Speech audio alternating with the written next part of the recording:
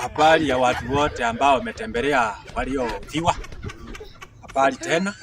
Kabla hatujaendelea sana, tuko na MCA ambaye tulimchagua na akapotea. Kwa hivyo karibu MCA usalimie waliofiwa na uambie umepotelea wapi siku yote.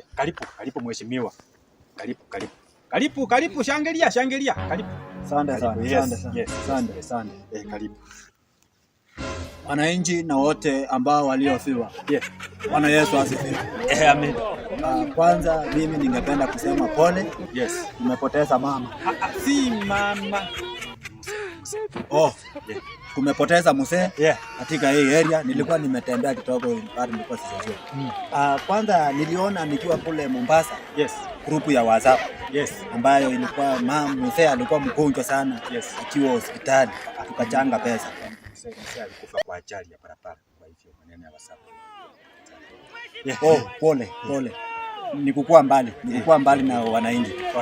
Mimi kwanza kama kiongozi wa serikali, ndio ile kitu nataka kusema, ile watoto ambao mzee amewacha naenda kusomesha. Mzee hakuwa na watoto hata hakuwa.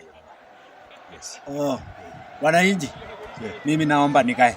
Wacha huyu akae kitoko, lakini tutamuona kando baadaye. Umeruka mkojo semeji ya jodo ukanyaga bafu.